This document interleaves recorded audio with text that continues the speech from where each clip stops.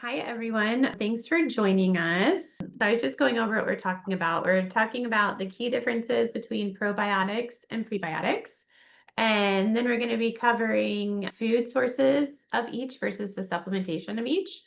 And then we're looking at how to incorporate them into your life and into your day.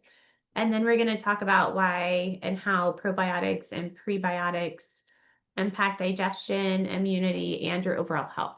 So some really important topics, some really easy things we can do here to help enhance our gut health if we know what we're doing, why we're doing it, and the best way to achieve it, right?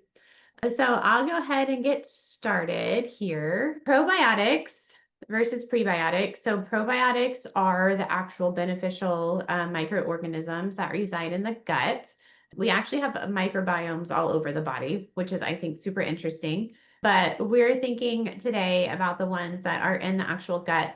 So lactobacillus and bifidobacteria are very common strains. And probiotics have lots of benefits. They help maintain balance in the microbiome and they support our immune health.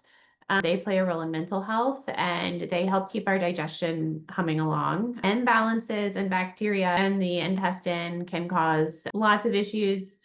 So we definitely want to make sure we take our probiotics so that we don't have a chance for other things to overgrow or overpopulate. Prebiotics actually are fuel for the probiotics. So we have to keep prebiotics in our system so that the probiotics have something to eat. That keeps the probiotics happy. Key with a healthy microbiome is having lots of different probiotics in healthy amounts. So variety is key. Different probiotics have different benefits. And by feeding them with prebiotic fiber as fuel, you're keeping them well populated and happy, and you'll have a lot of variety. And prebiotic food sources are going to be things like bananas, asparagus, garlic, inulin, chicory root are all examples of food sources. And they're both important. Like I said earlier, probiotics need prebiotics to stay around and stay happy. If we have enough prebiotics, we'll be able to adequately feed our probiotic population. And again, key for healthy gut is having not only a lot of probiotics, but lots of diversity of probiotics in your system.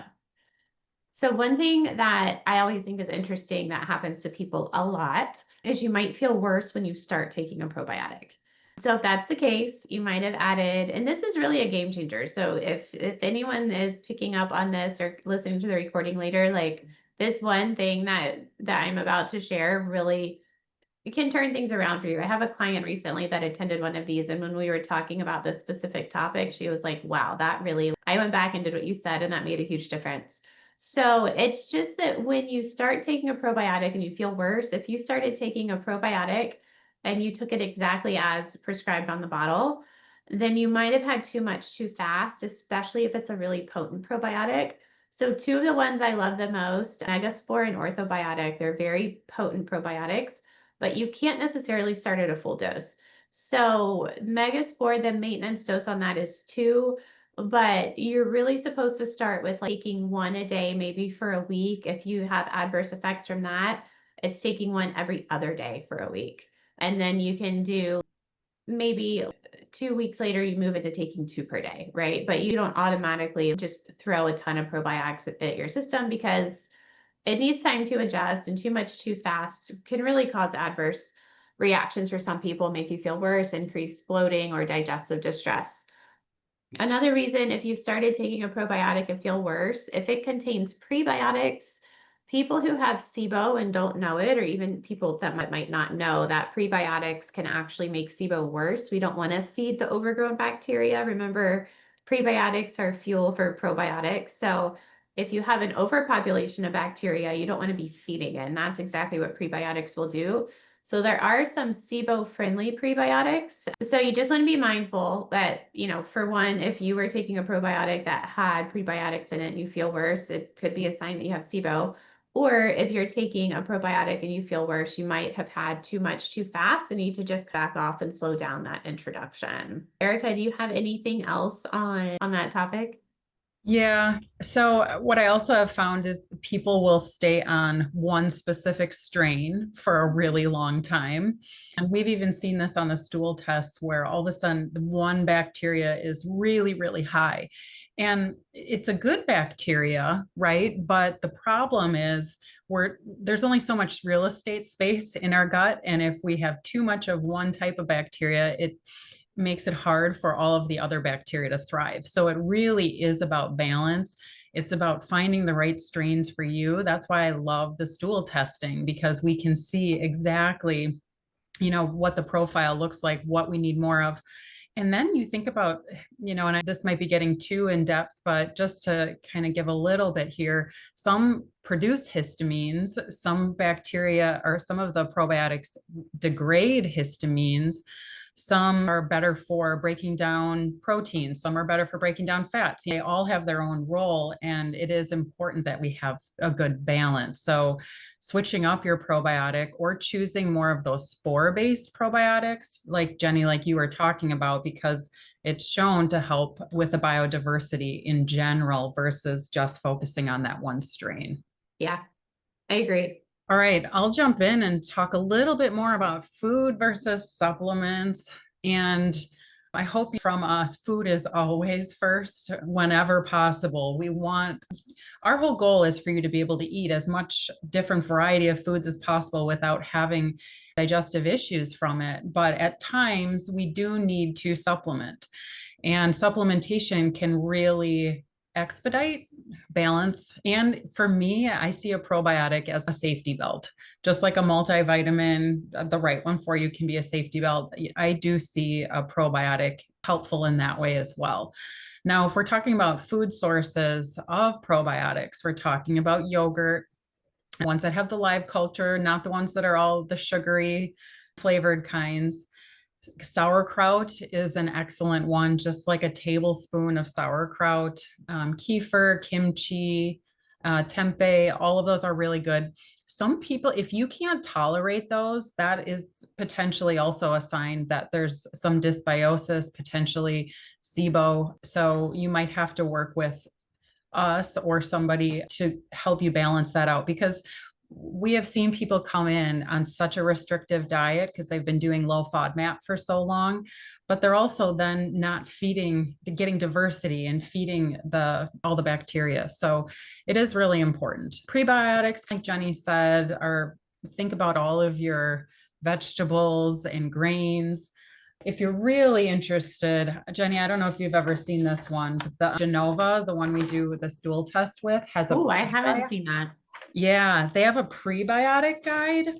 And what it does is it shows you like all of the fructooligosaccharides and the type of bacteria that it feeds. So if I That's don't know, cool. Oh, that's yeah, really cool. I know. So what it really shows in the end is there are so many options: asparagus, garlic, leeks, pistachios, raspberries, snow peas, watermelon. All of these things can be helpful and feed the gut bacteria. So we can keep saying this till we're blue in the face. The more variety you can get in the diet, the better off your gut's going to be. Now, supplements can be a whole separate topic on itself, just in talking about quality, making sure that you're having the right amount of bacteria, that you're looking at expiration dates. How many times do you have bottles that sit and you don't use them and then, they're expired? Some probiotics have to stay refrigerated, some don't.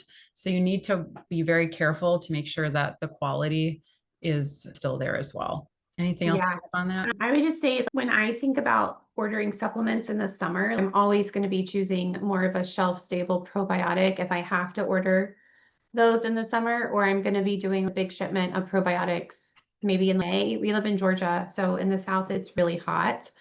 And even if you ship something on ice and try to have it overnighted, it's never going to arrive cold. So I just think about that too, the shipping and the logistics of getting it to people's homes. I think that's really important. So, tips for incorporating probiotics.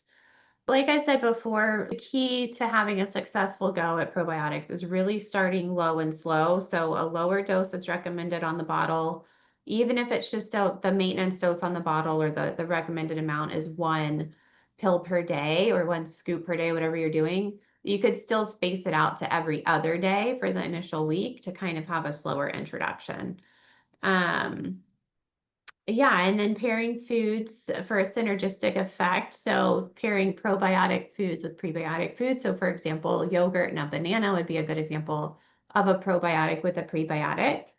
And then, like Erica just said, rotating the sources to diversify your gut bacteria is really key. One of the problems with restricted diets over time is that it really impacts the diversity in your microbiome, and we see it all the time with people. So just getting as much variety as you can tolerate, which can be hard when you have digestive issues, but working towards that goal is important. Check the labels. Probiotic rich foods should have live and active cultures. So that's going to be like yogurt, cottage cheese, for example. You want to be checking on that and then being consistent. It can take 6 months, 3 months for the gut to fully heal and recover. We usually turn around digestive problems pretty quickly. I would say within a matter of weeks for people, they see significant improvement. But to fully heal and to fully be able to tolerate all things, it can take a pretty long time. So just keep that in mind. If you're not feeling completely better, you haven't solved your digestive issues after a week of probiotics, that's completely normal. And just keep going at it and knowing that it can take a long time to replete the gut. And one of the things, Erica, I was thinking about as you were talking is we should really touch on what increases someone's needs for probiotics. And like, even take it a step further, are we just all at risk for dysbiosis here? Are we all? I really am kind of the mindset that everyone should be on a probiotic because I think we've just all been through things that affect the diversity of our microbiomes. Do you agree? You don't have to agree, but do you? I do agree. That's why I said that's one of my safety belts, the Yeah. multivitamin, the probiotic. We need those. Yeah. So things that set us up for needing probiotics, I mean, we could even start with birth, literally. So babies that are born by C-section versus vaginal deliveries are going to have a lower diversity of bacteria because we get bacteria from the vaginal canal. So that's really, it literally starts at birth. And then to take it another step after that, whether you're fed formula or breast milk, can also impact the microbiome. And then next phase of life is you're a baby or a toddler and you might need a round of antibiotics. So there it goes again, right? We're just it's so many different places where we can be given an advantage or a disadvantage, and it's no one's fault. Things happen.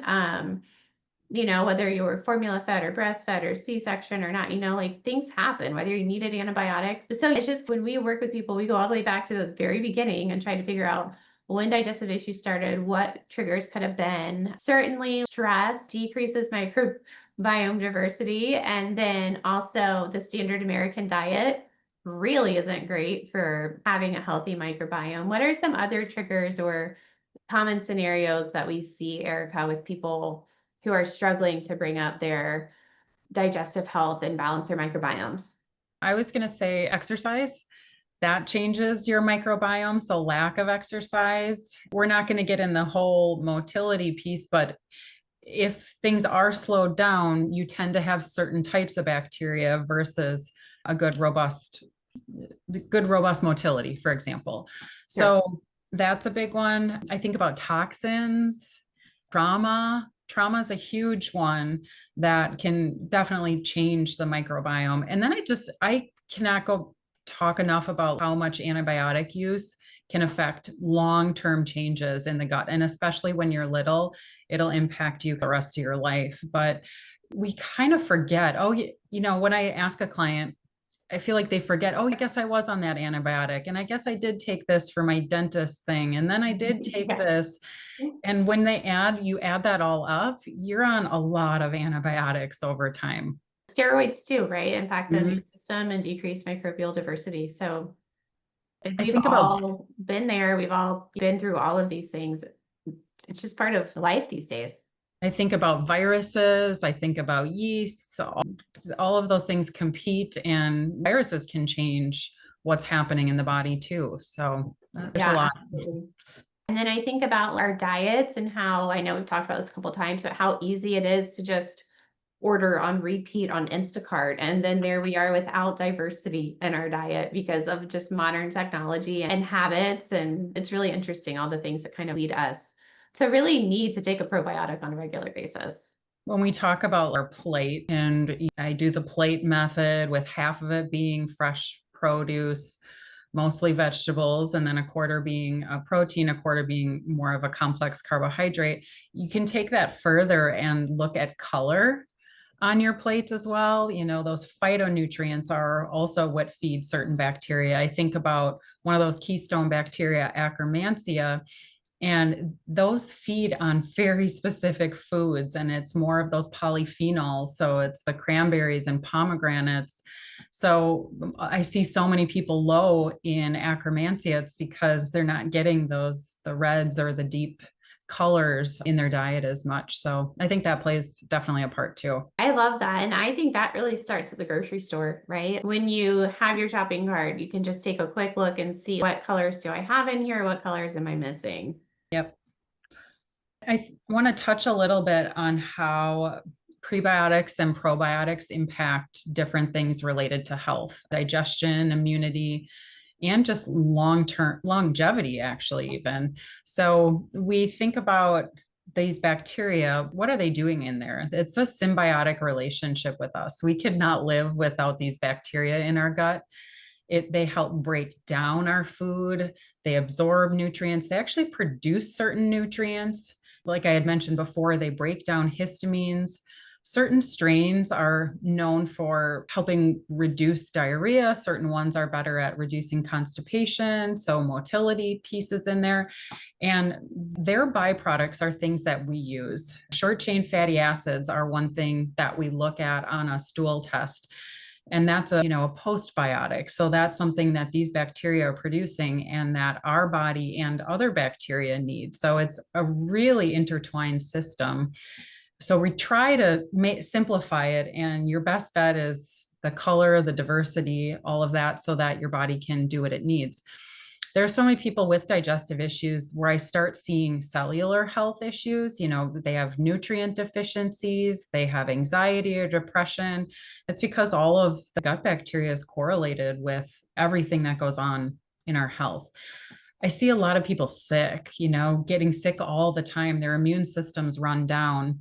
And another piece of the testing we do, we can see what the immune system in the gut is doing. Is it overactive, underactive, or just right? And so that can make a really big difference on your symptoms and then overall ability to heal. Any thoughts on that?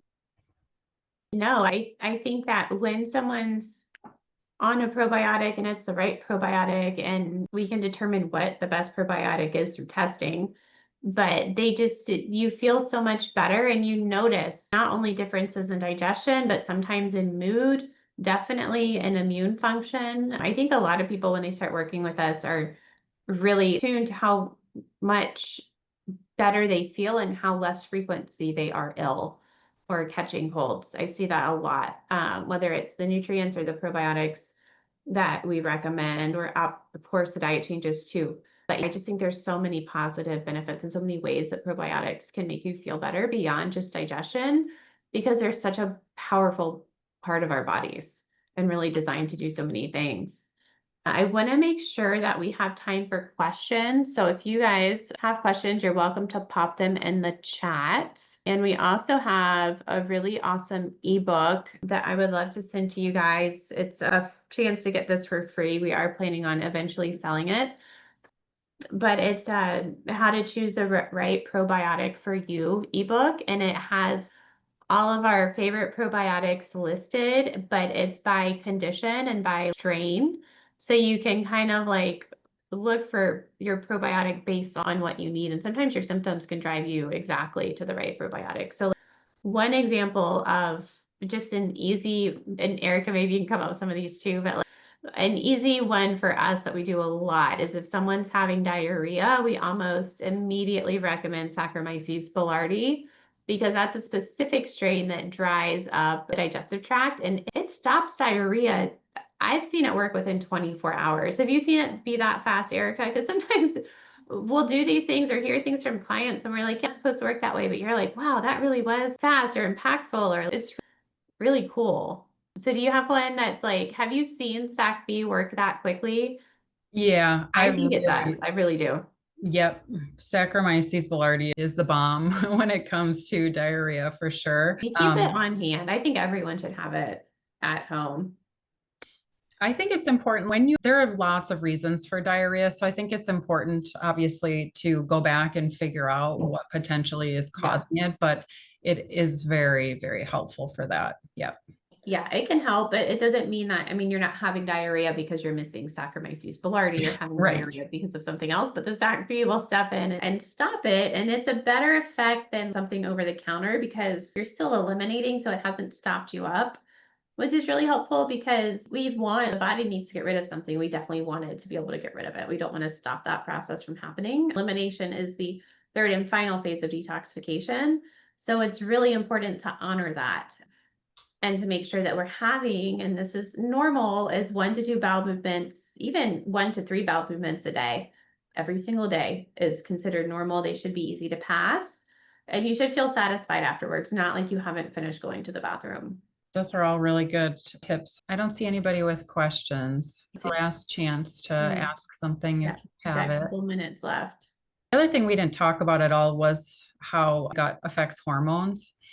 And we'll have people come to us saying that their hormones are off, but that's never where we'll start. We always start with the gut because by just rebalancing the gut, a lot of times hormones fall into place. Absolutely. Any questions from you guys? Okay, do you have any probiotics that are your favorite go-tos or like remedies with different strains like the Sac B? So those two that you talked about are also my favorite. My other one is Restore Flora. So that's in the same family. It's a spore-based, but it also has Saccharomyces boulardii in it. So those are definitely my favorite ones. There are a couple that include Akkermansia. So if I see somebody really low, Pendulum brand is one that has the Akkermansia in it, but I like to feed those prebiotics to actually boost Akkermansia more than just giving that probiotic. So certain strains actually depend on how you treat the therapy or how to increase the number. We didn't really talk about gut lining and how important it is that we have to have good integrity for the probiotics to stick as well. So there still are other pieces in the whole puzzle that we always look at too. Agreed. That's another topic for another day almost. Let's see. Do you find pre and probiotics to be for daily use or more as needed? So that's a really good question. Erica and I are both strong advocates of daily supplementation. I would say for both. I mean, for probiotics, I would say like a good maintenance plan for a probiotic is to have a really solid brand that you know and trust, and then to do 1 serving of food-based probiotic daily to keep everything nice and robust, and then to make sure that you are consuming prebiotic-rich foods. Erica, do not feel that you have to take a prebiotic every day, as long as the fiber sources in your diet are diverse. Do you agree with that? Yep, that's exactly what I would have said. Now, when we look at certain people's gut, if we see they do not have any bacteria or their gut lining isn't intact, there are things that we will do or I would want to increase. And that's where supplementation can be really nice in the short term to get you there faster. But really, if you're having a diverse diet, you should not have to take prebiotics as a supplement. Yeah, I see prebiotic supplementation as a short-term thing, like specific to specific people, if based on labs or history, but not something that you would really be doing every single day. Yeah. Forever. Probiotics would say different. Well, cool guys. Thank you so much for joining us. We will send a recording of this out, and we'll also make sure to send everybody who attended a copy of our probiotic ebook, which I think you're going to find really helpful. I'm really proud of it. And I think it's really helpful for figuring out what to take for, which condition. So if you have any questions after this, feel free to email us at hello@digestiontherapy.com. And thank you so much for attending today. Thank you. Bye.